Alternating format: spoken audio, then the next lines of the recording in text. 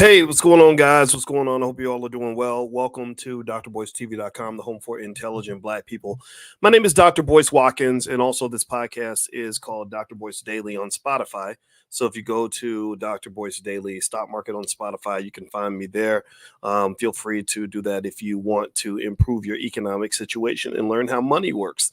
Anyway, I wanted to come in and talk about something that's happening now in terms of a news item that a lot of you may have missed. Earlier, we were talking about the coming financial crisis. Then there's a big retirement crisis coming. I talked about that this morning in class. Well, guess what? It turns out that there's something deeper also happening with millennials. Basically, if you are a millennial, and I'm trying to remember what age the millennials are, or what years were the millennials born. I want to say the youngest millennials, like the mid 90s. Okay. So if you are a millennial and you were born between 1981 and 1996, that's what you are, then that puts you in that category. Let's see, before 1981 you are Gen X, and then you got the boomers and all that. We talked about that today in class, but I want to talk about this now. Millennials are facing a retirement crisis. Basically 66% of millennials have nothing saved for retirement, according to the National Institute of Retirement Security. That is not cool. That is a problem. That is a problem. That is a problem. So if you are in that category, you may want to do some research on how to catch yourself up and kind of get things moving. Also, 43% of millennials have not started saving for retirement because of student loan debt and the high cost of living. So you have a couple of obstacles that stand in front of you. The cost of living keeps going up. Your wages are not going up. And also your student loans kicked you in the butt. In fact, they probably beat you so bad you felt like you went to a Diddy party and couldn't get out. So my heart goes out to you if you're in that category. But, here's the deal. You got to fix that. You have to do something about it. You can't just sit there and think it's going to go away on its own. You can't sit there and think the government's going to fix it. In fact, let me know. Give me a yes or no. Do you think the government's going to fix this? Give me a yes or no. Do you trust the government? Do you trust that the government's going to do right by you financially? What do you guys think?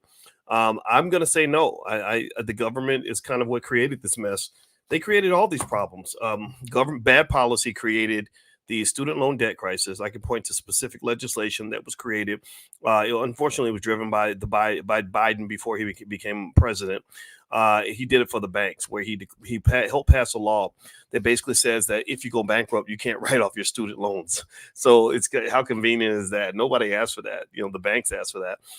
And then also you can look at a bad policy in terms of workers' wages not going up. Corporations were allowed to basically get rid of unions. Unions disappeared. And as unions disappeared, that created a lot of problems as well for workers in terms of getting the pay raises they needed. And then also just financial literacy. They don't really want you to be financially literate. And I think that that's because consumer spending drives 70% of the economy. Now, I want to ask everybody, can you guys hear me? Let me know if you can hear me. Somebody said they can't hear me. And I know on TikTok, I see people that are in here on TikTok, but for whatever reason, the thing is saying that there's nobody in here. But I know that you're in here because I see your names popping up on the screen. So shout yourselves out on TikTok and let me know you can hear me on TikTok, because that way I'll know not to shut this thing off. Because sometimes when I talk about Black people stuff, I guess I get identified as a Black identity extremist, and then the next thing you know, they end up like shadow banning me. It's just so crazy. Believe it or not, I have millions of followers on different platforms. I have millions on Facebook, over 1.3 million or so on YouTube, and I had almost 1 million on Instagram, and they took down my Instagram, and my YouTubes are shadow banned. So I have to really work hard to get your attention to share stuff with you. So even if you subscribe, a lot of times the stuff won't be seen. So, and I don't know what I did. I don't think I'm a dangerous guy. All I am is a finance professor that wants to solve real problems. And maybe that's what makes me dangerous. I have no idea. But either way, though, if you want to really stay connected and get notified periodically when I go live, we do financial consciousness training every morning for free. If you'd like to join us you can text the word morning, MORNING, to the number 87948. So just text the word morning to 87948 and you'll get an invitation to our morning financial class, because I really believe deeply that You have to be financially intelligent, especially if you're black. Maybe that's why they banned me, because I keep saying the word black. Maybe I have to find a code word for black, since black apparently is a criminal term now. But either way, though, I'm going to keep doing it. I can't stop doing what I'm doing because I think it's important. So can't stop, won't stop. No Diddy though. I'm not. I don't want to be quoting Diddy up in here right now.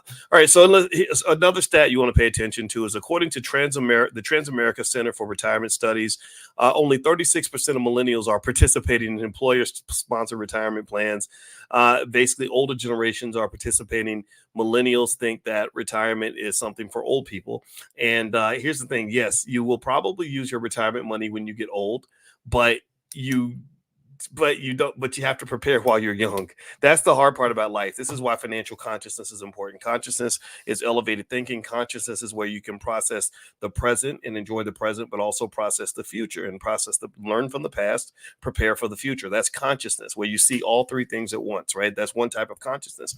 So if you're not conscious and you are a millennial, or let's say you're Gen Z or something, or whatever, and you think that you're never going to get old, well, then that shows a lack of preparation. And as I teach our 14-year-old, I always tell her that preparation is the key to success. People that prepare are successful. People that delay gratification are successful. Those are the ones that have the most money. Most people that have lots of money today are people who were saving yesterday. So remember, today is, my grandma used to have a little sign up on over her piano that said, "Today is the tomorrow that you were worried about yesterday." So today is the tomorrow that you were worried about yesterday, or today is also the yesterday that's going to affect what you're doing tomorrow. Do you understand what I'm saying? So if you're not saving and investing now, if you're 30 years old, 35, 40, whatever age you are, you have to do these things. You have to prepare. And here's the thing about retirement. Everybody thinks retirement is for old people. It ain't for old people, man. The money in that retirement account ain't nothing but a damn investment account with special benefits. That IRA ain't nothing but a tax deferred portfolio, which means that if you are a person who has been saving for retirement, listen to me, hear me now. If you've been saving for your retirement in your 20s and you build up a nest egg in a tax deferred account, an IRA, a 401k, a 403b, a Roth, whatever it is you choose, that is wealth. Do you understand me? Do you hear me? That is wealth. Wealth means financial security. That means you've got an asset. You've got the most important thing a person can have in this economy, which is an asset and a capital base. A capital base is more important than a freaking college degree. If you gave me a choice when I was 30 between having $150,000 in a capital base in stock or having a college degree, I would trade my college degree for $150,000 in stock. You know why? Because most people ain't got that. Tell me if you hear me. How many of y'all, seriously, what do you think? Do you think most people have $150,000 in stock, or maybe $150,000 in real estate when they're 32, 33 years old? What do y'all think? Because here's the thing: if you know what to do with a capital base, then you can get what you need. That's the only reason why you went to college. Mainly, most of y'all went to college because you was trying to make enough money to survive. That's why you did it. I mean, some of you may have went to college just for the sake of learning, the joy of learning, which learning is great. I'm a college professor. I get that. I respect that immensely. But you probably went there so you can make some paper and get some damn money in your pocket. So basically what I'm saying to you is saving for retirement. Don't call it saving for retirement. If you're 22, don't call it saving for retirement. Just call it building financial security. Because even if you're 32 and you've been consistently saving for retirement and you have $300,000-$400,000 in that 401k, that IRA, that 403b, that Roth, what does that mean? That means that you'll never be homeless. That means that if your car breaks down, you have a capital base. You can borrow against that to make a loan to yourself in case the bank doesn't give you what you need. That means that if you ever decide to tell your boss to kiss your black ass and you quit your job, you're not going to have to worry about not having a place to live. You're going to be able to find a way to pay the bills. You'll always have a break in case of emergency amount of money set to the side so that if you do have to pay the penalty for early withdrawal, whatever, it's your damn money. It is your money. So if you are in the millennial category, if you're Gen Z, and you say, well, when should I start investing for retirement? Don't ask me when should I start investing for retirement. I'm going to change that question. I need you to start asking me, when should I start investing? Well, you should start investing as soon as you realize money matters.